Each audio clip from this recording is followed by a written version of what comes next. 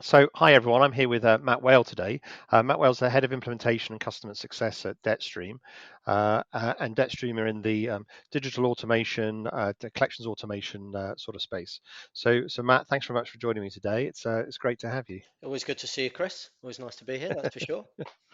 So tell me a little bit about, I suppose, what's new in the digital collection space. I mean, you guys have been going for a while now, and it'd be good to just find out what's been going on over the last few months. I know it's been a bit. It seems like it's been a bit of a crazy time, to be honest. Very much so. But yeah, say a while, 12 months really in essence. I suppose the company's been around for 3 and a bit years now, but it's really been these last 12 months that we've really pushed to the fore. Mm, Um, Post receiving the investment that we needed to really grow the business and really tried to push ourselves into the marketplace as you know mm, as a true SaaS provider for these solutions. And I suppose that we've continued to see a thirst for digital from the scalable benefits that it mm. provides to the myriad of different industries, organizations, businesses that are finding themselves in a position that Mm. they need to manage customers in these situations. So I think that has very much continued. So, I mean, through the COVID pandemic, it was very much like we need to have digital to sort of stay in business, right? And then I think through the COVID pandemic, it feels like there's been a bit of a change of habit, almost like where we always used to say, well, there's a younger demographic that used to be, that's really going to use digital, and the older demographic maybe doesn't. But now it just seems like everyone's using it now, and it's sort of like a change of habit, really. But is it still about that business continuity, or is it a change in thinking, or is it, or I suppose, prep for the future as well in terms of potential volumes coming through? I think to sit on the fence, I think it's a bit of all of that. I think what we definitely saw with the pandemic was an absolute need for business continuity. Mm, Contact centers closed down overnight, and mm, businesses without any kind of and I always prefer self-service to digital, without self-service provision suddenly couldn't operate, mm, and that became an absolute necessity.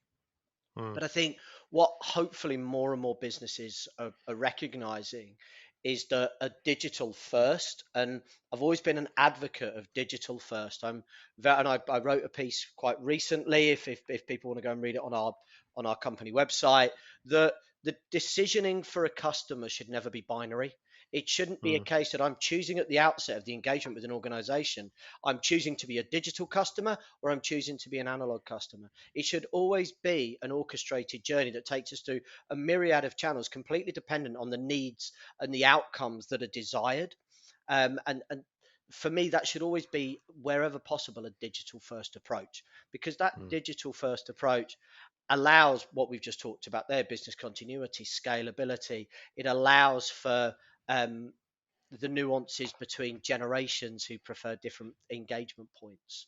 But I think that what we are as well, and as you said, is preparing for the future.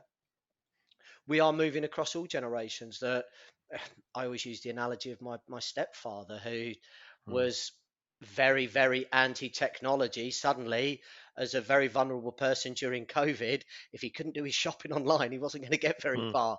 And Yeah, now, through that gateway activity, is a real silver surfer. He's doing all sorts of wonderful things online. It's fantastic. But I think yeah. we are very much seeing that. That was the catalyst that launched a lot of people who felt a little bit unsteady in that world to find their feet, get some confidence through gateway activities, and are now using such technology, like I said, for a whole myriad of activities throughout their lives and their social activities, which is great. Yeah. I mean, it really isn't that complicated, I suppose, is what people sort of realized, and it's got a lot of utility in it. But you're quite interesting. You're saying there around it being considered almost like a binary activity. I mean, even the word digital, right, or self-service is kind of like it's like everyone either does this or they do, And or they're on the either, phone, right? And it's yeah. sort of like there's much more sort of degrees of grey, right, than Com- we Completely. I've tend to worked think. for I've worked for collections businesses that would Mm, often compare our analog collections to our digital collections. No, no, no. mm, They're your customers. They are mm, there are activities that all of your customers are doing in a pot. And what we've got to see is that our customer has a need and requires an outcome. mm, And from that need and that outcome, there will be a journey. And that journey needs to be orchestrated. And that journey mm, may have a very simple need and a very clear outcome and can be completely facilitated through a digital journey. That mm, journey may have a very complicated and difficult to understand need and require a myriad of different outcomes. And the mm, journey needs to segue between a whole host of different interaction points, channels, mm, expertise within a business to get to that end point. And technology then should be the facilitator and not what the customer feels is the block. And I think we've often have been there where we're trying to engage with an organization and you feel trapped in a digital maze that I mm. can't get to the people I need to speak to resolve this. And a 5 second conversation, I mean, I've been in this digital world for half an hour and I can't even find the way I came in, let alone the way to get out. Mm. And I think personalization we hear talked about a lot, but it is truly recognizing, and it's something that I bang on a lot about with the guys at DebtStream, and it's something I bang on a lot when I speak externally, and that is journey orchestration. Mm. Understanding how we move from the position of need to the position of outcome with all of the different tools that we have at our disposal as an organization. So we get caught up sometimes in this sort of like we got this great technology and now we're looking for a a need for it, rather than like technology. We got this suite of all these different types of technologies, and how do we just solve customer needs, if you see what I mean? So we're like being technology led rather than being customer led. And what you're saying is like, well, let's be customer led, and it this digital technology, this self-service technology, is just another tool in the toolbox. And it's exactly that, and that is very much how I'd like to for people to see Mm, it, and something that I banged on about. So just closing things down. Something I really banged on about a great deal when I was at mm, previous organisations to say it is a tool, as mm, same as many other things tool are tools mm, within our toolbox of mm, customer outcome, and everything should always be. I think we must always hold that in our mind's eye that we are mm, an organization that will not exist without customers. They have to mm. be our complete focus. We have to be customer centric in what we do. And so from a almost like a digital sales point of view, do you think we've reached sort of peak digital, or peak noise around digital, or peak noise around even peak noise around self-serve? And I mean, if we get sort of moving down that maturity curve, so it becomes a little bit more realistic. Very much so. I think for a little while, digital was the panacea, wasn't it? It was, I was going Yeah, to solve everything, no problem at all. yeah, What does that? Oh, there's a digital solution for this, for this, for this. And what didn't happen was looking at how it embedded into a far reaching organization.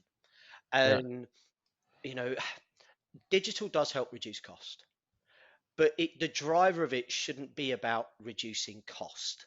The Mm, driver it should be about almost not expending cost where it can be better used elsewhere. And this is where I've always been very passionate about this digital first approach. What digital is very good at is a triaging service where mm, you can a customer is able to come in non-threatening unilateral experience on one side of the screen with a person sat next to them if they want some support and some guidance, all at their own pace if they want to walk away, and understand the situation, and from that understanding the situation could then see perhaps the route to the solution, and that's staying in that mm, channel. But they may need to travel elsewhere. But what that digital triaging allows you to do is we're not expending cost on customers that are just very happy with a simplistic route. And what we mm, are able to do is use that cost on those customers with a more complex, a more challenging issue that we need to resolve. And we've actually got the facilities at hand then to deal with that. And I mm, think, we often talk about capacity in call centers. But that capacity perhaps is we're using these call center agents almost as order takers, where mm, really we could be looking to upskill them to focus in much more of a customer care type way to deal with ththose situations that need that kind of interaction. And digital triaging allows for that. Do you think there's always a need for human interaction? Um, I don't think there's always a need. I think there's always a need for an option.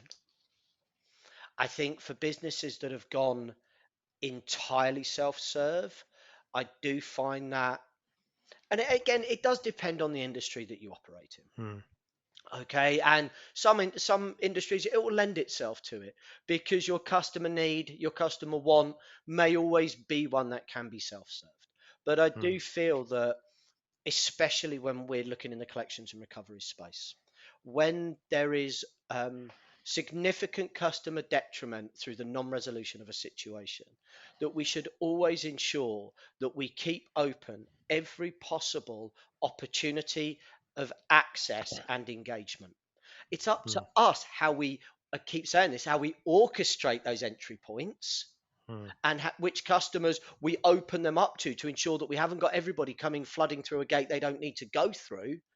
But I think that as responsible organizations within the industry, it's absolutely imperative that we have that plethora of engagement points and channels for a customer. mm, That's key and mm. always will be. And I suppose in collections at least anyway, there's in some situations, I don't know if you've seen this, which is customers don't necessarily want to speak to an agent. Sometimes they actually want to do things online rather than necessarily engaging with someone. I mean, do you see that too? I agree, and I'm always very open about my past. And Yeah. 20 something years ago, I thought it was a fantastic idea to spend £35,000 on credit cards that all very quickly defaulted because I was way out of my depth. And Mm, these were the times when there wasn't a digital option, and the telephone mm, calls would start at 7 o'clock in the morning and they would continue until 7 o'clock at night with people hounding me for money. It was a very different industry mm, back then. And I wouldn't pick up the telephone. I didn't want to speak to mm, people. And peace would come around the middle of the month because my phone bill had been not paid, so my phone had been cut off by then, so they couldn't get through. So it gave me a little bit of peace for 2 weeks. But all I wanted was to be able to try and understand the depth of the hole I dug for myself, or the gravity of the situation I was finding myself in, without what I felt was opening up a route for challenge. I didn't want challenge at mm, that point. One thing you feel when you find yourself in that situation is you feel very, very powerless mm, because you have lost control of a situation. It is spiraling.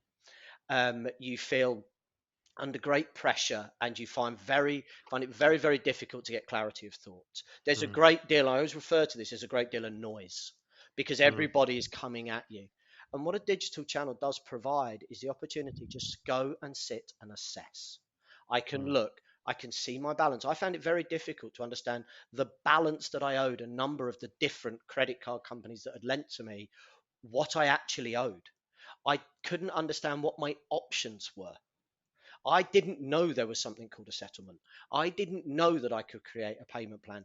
All I knew at that point was I owed Cap One £7,500, and mm, somebody from a debt collection industry, the company that I won't name, kept mm, ringing me every mm. single day, leaving messages telling me I owed them £7,500. Now, Yeah.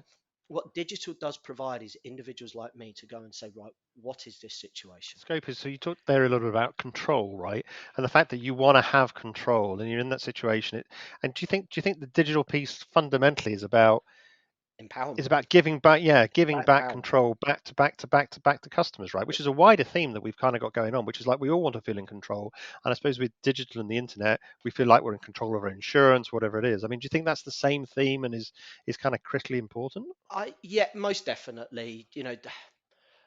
There's a much wider piece at play here, and Mm, those who find themselves in those positions, it significantly affects your self-esteem. It mm, significantly affects your mental health. It significantly affects your self-confidence. It affects your ability to communicate. mm, So digital does provide, like I said, it provides key information that on a telephone you just can't absorb because you've got somebody talking at you, allows you to absorb it. And then it shows you your options, which is key to empowerment. I now have choice. Now, mm, those choices may be limited, but for me, I'd got myself into that situation. For other people, the choices may be more wide ranging because they'd had those situations pushed upon them through no fault of their own. And I mm, think we're going to see lots more of this with what is currently happening. Interest rates skyrocketing, household bills going up, fuel prices, that RPI increases. People are having these situations. So I was wondering, they're going to find themselves. They need to understand, what are my options? What does it mean for me? And how do I resolve? What do I do? mm, And digital does provide that. But what is key again, and people are going to get fed up with me using this O word, is how we orchestrate the journey from there. mm, And for some of those people, and this is where data is key, personalization of journey is key, signposting key, is seeing what we can capture, seeing what we can understand, and that provides that tailored journey to that individual to say, Mm, these are your resolution points. And using plain language, which is always so important, these are what your outcomes, these are what your resolution points are. And mm, long term, this is what it means. For me, I was very fortunate. I went and spoke with the CCCS, as we all now know as Step Change, who took complete control of the situation for me and lifted this huge weight. And the resolution for me was paying hundreds of pounds for the next 7 years to pay these debts off. But I knew what had to be done. I had a plan in place. I saw my resolution. mm, What digital can help provide people, it is access to pay plan, to step change, and to come back in. That could be mm, the orchestrated journey.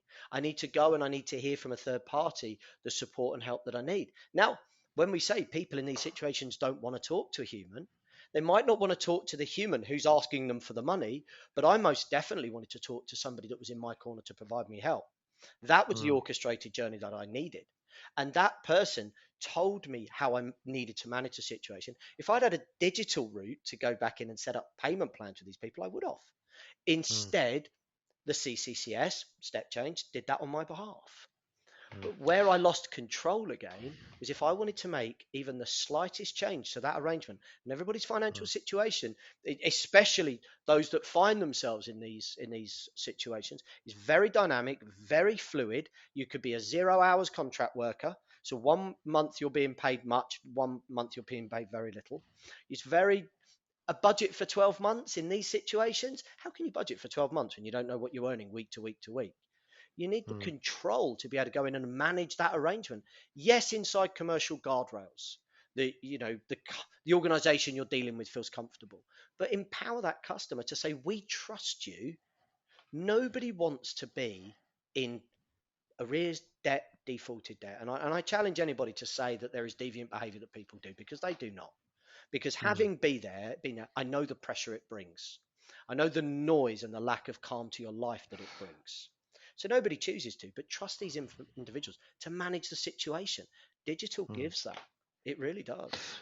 And, and you talked a bit about, I suppose, collections and then going to debt advice. I mean, how much do you think it feels like there's a blending now between debt advice becoming much more like collections? And you think about the old world, the way it used to be, which was, dialing for pounds or dialing for dollars, you used to say in North America. But I mean, it's like that is really, really gone.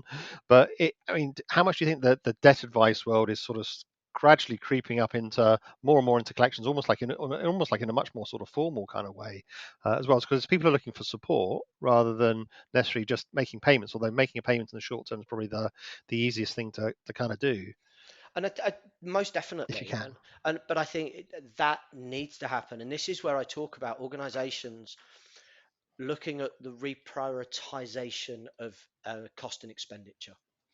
Mm, So look, with the best will in the world, and I've worked with some phenomenal contact center agents. mm, It's often not a particularly well paid role. It's a minimal amount of training dealing with incredibly complex situations with individuals who are in heightened emotional states, not thinking clearly, and you're having to manage that, get that customer to confide in you, to have confidence and trust in you, guide a conversation, understand what vulnerabilities are at play, look for what the key resolution points are, looking for key flags, making sure that you've signposted where appropriate. I can't think of a more complex telephone conversation to have to yeah. manage. And a lot of these guys are doing that off very minimal training. Well, if we triage digitally and are able to take that, and this isn't about saying let's digitally triage, and what we can do is our cost to collect has reduced significantly. Look how much more profitable we are as a business. Mm, What it means is our cost to collect has reduced, and we can now reprioritize that expenditure to have a customer care team who are receiving the level of training that a step change operative, that a pay plan operative are giving. They are able to guide and advise on these more complex situations, routes to outcome, resolution points. And I think that mm, it's a shift that most definitely needs to happen. And where digital is so important is digital becomes the facilitator, because it saved the expenditure to be moved across. And then we do have that truly hybrid solution. And that for me, especially with what we're facing probably for the next few years, the really successful organizations, and when I say successful, I'm talking about success of customer outcome, not those that report the highest profits. Successive customer outcomes will be those that really do blend that true omni-channel experience.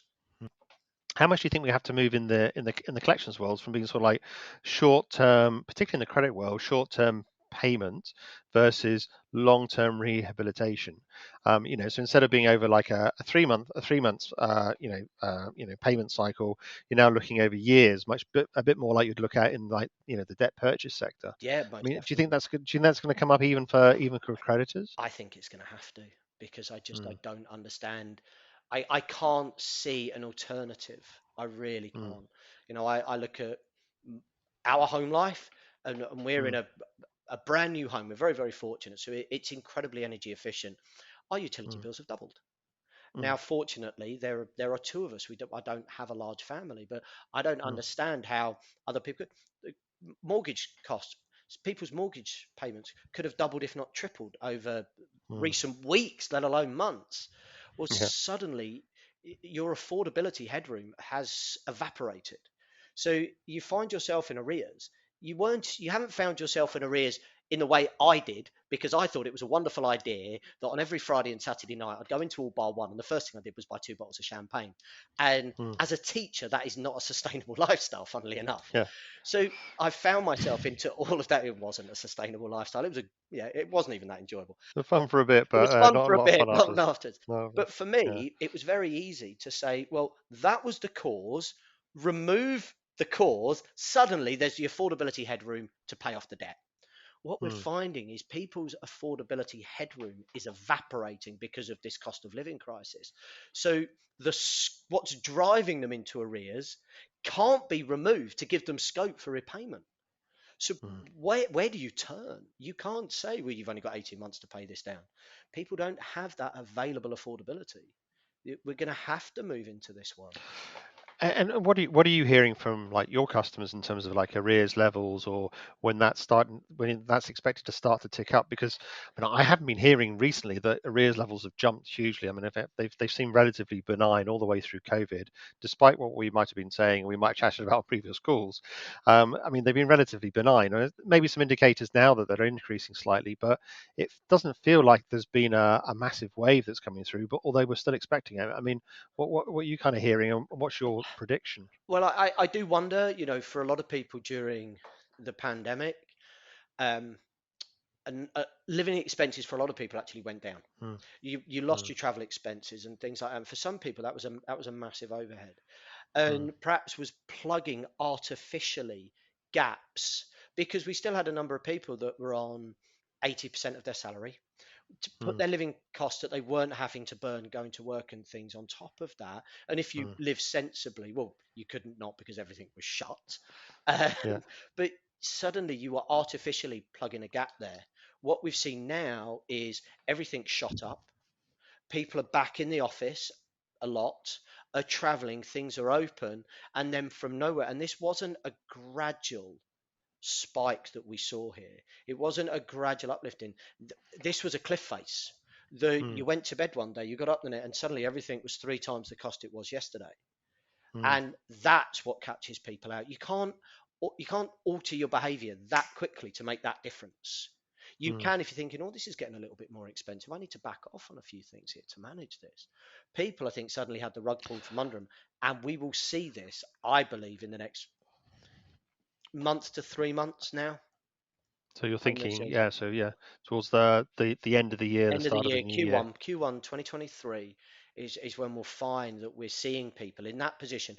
A huge uplift in arrears, and an uplift of arrears for people that need a long-term resolution to get them Mm. back out of it. There's no short-term fix for a lot of these people, unfortunately. I mean, there's only so much saving you can actually make, isn't there, on some of these things? I mean, when you got like, I think was it 10% inflation, annualized inflation this week, and you've got mortgage increases, which Yeah. people will gradually come off those fixed term mortgages, or they'll gradually have to come off fixed term energy deals, and all of a sudden they get exposed to the full market, and that becomes a shock, doesn't it? Oh, unbelievable. Yeah.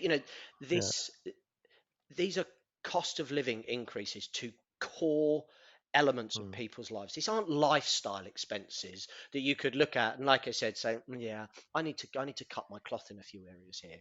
These are mm, things that you fundamentally cannot remove from your lives. And you, for a lot of people, are having no choice than to mm, have to absorb that cost into their household budgets on a weekly and a monthly basis to a point mm, of unsustainability. mm, I the buy now pay later market has always scared me, and I do hope that we're not going to see a perfect storm where, and I know that the buy now pay later market exploded over the last 9 to 12 months, and I'm hoping that we haven't found a lot of people that have stretched themselves on the buy now pay later market that are the same people that have now suddenly seen this mm, huge hikes in cost. Because if you do, then the problem now becomes exponentially difficult because mm. it becomes absolutely huge. Yeah. And I think it's when you have things like people buying food on credit and those kind of things. Those are sort of like early warning signs. So, and do you think that, certainly from the conversations you've been having, do you think creditors, and particularly creditors, but also I suppose servicers, do you think they're getting ready for that storm? I mean, is it? I mean, because we had a lot of funding that was available over. I mean, strangely enough, there was a lot of funding available over COVID because we thought this was going to happen. I think I'm a little bit concerned that it didn't happen. We made some investments, but are people still now investing because now might be exactly the right time to do it? And what happened before was just we didn't anticipate government support and those kind of things. Do you think? I mean, are people out there preparing for this? I think I mean, we've got 6 months, right? I That's it. think your forward thinkers do. Mm, Your bean counters, as I refer to them, won't, because mm, it's that thing. Do I need to spend money? Yes or no? Well, I don't need to spend it right now, so I might not. mm, Often investment comes retrospectively, doesn't it? You yeah. experience the problem first and then it happens. And if you don't experience the problem after spending the money, people always think, well, did I need to spend the money in the first place? And I think it's a shame and it's a very naive approach. I think whether it be the fear of a problem or recognition that the the world is moving to a 24-hour culture, that Mm, people want ready access to information. People are used to it. Gone are opening hours. We don't have opening hours anymore. Amazon 24/7 if you want something. Online mm, banking 24/7 if I want to check something. I couldn't even tell you the last time that I went to a branch. mm, And I think people expect that of almost everything now. So that move to digital becomes imperative for that reason, to give you mm, 24/7. And I think the majority of businesses are already recognizing that and are on that journey. The mm, smart ones about them will be recognizing now we're on that journey. How do I ensure that I've got journeys in place that will support customers in far more complex situations than I was imagining? mm, We've got the pay now, promise to pay later, payment plan, the three solutions we've had since the Romans were around. But mm, it's how we take those three and embed them into far more complex journeys that are enabling us to absorb data and information from the people we're working with. And I think this is something mm, we've talked about before, the spectrum of data ingesting for an organization. At one end, the really simple digital journey that the customer comes in, gives you very little information, makes a payment and leaves.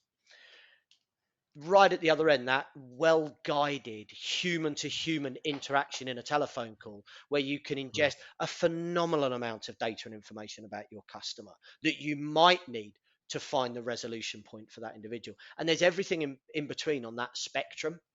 And it's mm, looking and going, right, what's the customer? What do I need to know to get them to a positive resolution? Where do they sit on that spectrum? And how do I build a journey that gets me what I need to give them what they have, or what they mm, need? And that is where you then overlay those tools that we said, digital tools, analog tools, the blend of both to facilitate those journeys. And that's the art, and that's what's going to be absolutely key as we move through what's coming over the next 3, 6, 9, 12 months. Most yeah. definitely. Yeah, I mean, and how complex do you think it can get? It's almost like, so you start off with a simple journey, you get more complex. I mean, do you think it's going to get what's? I mean, what comes next? Is it? I mean, we've I know we've been overlaying things like open banking. We've got more complex types of solutions that are out there. I mean, is it? And there's like debt advice that's coming down. I mean, where do you think that kind of goes next? I think we the key thing we need is data at the beginning, Mm, and data is key. I've always said knowledge is power. You know, the mm, more knowledge you have of your customer base, the better, and the more information that you can absorb through the journey, the better. We mm, talk about open banking a lot, and for me, it has a place to play, but I didn't, when I was in the real depths of the financial problems that I was in, I didn't look at my bank account for probably 9 months because mm, I didn't want the news it was going to give me. I knew I was in financial trouble, and I would go to the bank every day and take £20 out the cash machine. I would never look at the balance. And if it gave me £20, I knew I had £20 and that was enough to get me through the day. And I mm, would worry about getting £20 out of it tomorrow. And I'd go back, mm, and if it didn't give me £20, I knew that I didn't have any money for the rest of the month. I had to find another solution. And people mm, often in debt don't want to look at that. And I think we need to find a way to wrap open banking in a value based proposition that encourages individuals like me that were in there to say, this is a good thing. mm. Transparency is important. So I think open banking is a key. Yeah, what about, I suppose, what about, I suppose, tailored solutions, or it's tailored journeys depending on the customer type? So you were a person who was almost like, let's say you're sticking your head in your sand and saying, well, I'm just going to take what I can, right? So that, and I don't want to, I don't want to address the situation. You'll have other people who will say, they might be into the detail and be looking things up online. There'll be other people who actually want to talk to someone, and want that emotional support. I mean, is that a role that can sort of like be teased out from the digital journey, do you think? Most definitely, we've been doing this as businesses for, my goodness, how many years? And we refer to them as contact strategies. Yeah. And we've always had this, and they've always started with a customer at the beginning. Mm, And we've taken that customer and we've given that customer an identity, a persona. And this is a Matt. Matt is a blah blah blah. He's in this position. What does Matt want from the journey? Now we could build a mm, million of these, and that would be silly. But I think it's a time that organizations need to come back to those strategies, and most importantly, come back to those unique customer groupings and say, what does that look like for me as a business, and how do I facilitate that journey? And more mm, importantly, how easy is it for that customer to transcend journeys? I don't want mm, to just send them down a rabbit hole, but can they switch from strategies quite easily? Can they jump from channel to channel to channel? Can they be on the DebtStream portal and very easily speak to a human being through requesting a callback or giving mm, lots of information so the agent isn't let's start at ground zero but knows that? Can I go from chatbot to agent and agent to chatbot and back to a digital journey? Can I stop a journey halfway through and pick it up on a different device and exactly where I was? This is the important stuff. mm. And I suppose, how much does SaaS, I mean, so you guys are, software as a service, and you can sort of implement, which I know has helped greatly with implementations. I mean, it's again also helped through the pandemic. But I mean, how do you sort of coordinate all of those things? So you talked about calls there, you talked about, digital portal, you talk about, potentially agent calls. I mean, trying to coordinate all of that across multiple providers become very complex very But I quickly. I think mean, what Well, how I think it how doesn't. best to think about it? It doesn't. It doesn't. Mm, What we've got now. Before, let's go back 20 years. A collections house had built its own collections platform, probably build its own mm, dialer and plug it all in together because they never expected to talk to anybody from the outside world. mm, Fast forward 20 years, most people's technology ecosystem will be made up of lots of different providers. The key for all of those providers is how easy it is for them to integrate with everything else. Because if you mm, create, you have what looks like behind the scenes 10 different things that are operating, but what the customer wants in the same client want to, in the same way that a customer might want a single customer view of the different accounts they hold with you. Well, what a client mm, wants is a single customer view of all of these systems, giving me what I need. And that's how these systems are built now. So it's yeah, not that single individual trying to manage 22 spinning plates. We just give him one. yeah. It's becoming so it's like it's almost like an ecosystem that's building up, isn't it? It's quite interesting in terms of like everyone's sort of interreliant on each other. And that's it. And so many of them are white label, like we are. So, Mm, we're there, we're under your brand. Nobody knows that that's a different plate that's being spun by somebody else. It looks like it's your organization. Everything's badged up the same. You look like a single offering. And mm, those different component parts are all designed now to function as one. yeah. So I suppose to sort of summarize into like, so where do you think we go from here, and what's your assessment, I suppose, around how far we've come, right? So I mean, the state of evolution of the industry in terms of digitalization and digital processes is what, and then what else do we need to do, and where do we need to now next focus? I think what we got was with the pandemic was fantastic because it was that big bang that needed Mm, to happen, and it forced probably 20 years of change in a year and a half. mm, I think what it did was the change happened quicker than people's understanding of how to deploy it to its maximum benefit.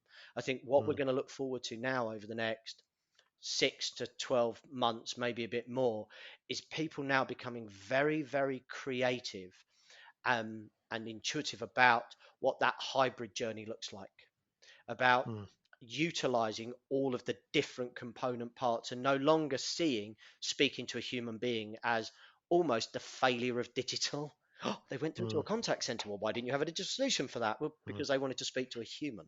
So there wasn't a mm, digital solution. But what we'll be finding is the journeys will just be much clearer. The mm, personalization for me is really going to explode, especially as we're drawing in more and more and more data. It is going to feel like when you're logging into that pool, that it is a one-to-one engagement because mm, we're pulling this, we're reminding you of stuff, we're talking about previous conversations, we're able to bring up incidents and um, occurrences that have happened that are allowing us to formulate a journey with information and messaging and copy that makes you feel that this isn't just boilerplate. So I think mm, personalization is going to be huge, as is, I think, as well, almost conversational digital journeys. Chat the chatbot led journey that we need you to complete X activity. We're just going to push it to your device, and you're going to land in a temporary portal driven through by a conversational chatbot that leads you through some of these. But it isn't you just logging in flat screen. I think it's going to feel very, very engaging, mm. and very much the way forward. Well, Matt, thanks very much for making the time. I appreciate it. As ever, it becomes an illuminating chat, and we get into usually into data things. But Absolutely. I appreciate it. So No, always so good to thanks very talk to you, much. Chris. No, brilliant. Thank you very much for having me on. Appreciate it.